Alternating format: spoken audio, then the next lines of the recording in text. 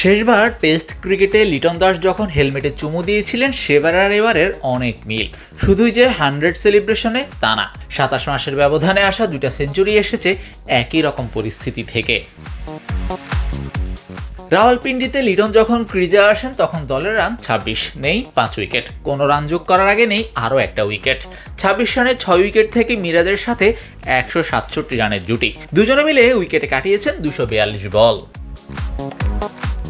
লিটন যখন থামেন তখন দলের রান 262। লিটন ক্রিজে আসার পর যে 236 রান হয়েছে সেখানে তার কন্ট্রিবিউশন 138 রান, যেটা তার ক্যারিয়ার সেরা। এবার একটু 2.25 বছর পেছনে যাওয়া যাক। 2022-এর মেতে শ্রীলঙ্কার বিপক্ষে সিরিজের দ্বিতীয় ম্যাচে লিটন খেলেছিলেন এমনই একটা ইনিংস। যখন ক্রিজে আসেন তখন দলের রান ছিল 24, উইকেট হারিয়েছিল দল 5টা। যখন ফিরছিলেন তখন দলের রান 296। মুশফিকুর রহিমের সাথে 272 রানের ম্যারাথন জুটি, দুজনে মিলে 6ষ্ঠ উইকেট জুটিতে খেলেছেন 518 বল। লিটন যখন প্যাভিলিয়নে ফিরছিলেন নামের পাশে 141 রান, যেটা টেস্ট ক্রিকেটে তার ক্যারিয়ার সেরা।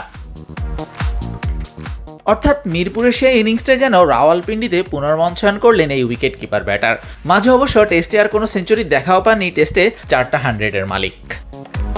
শাহরিয়ার শাওন, স্পোর্টস বাংলা।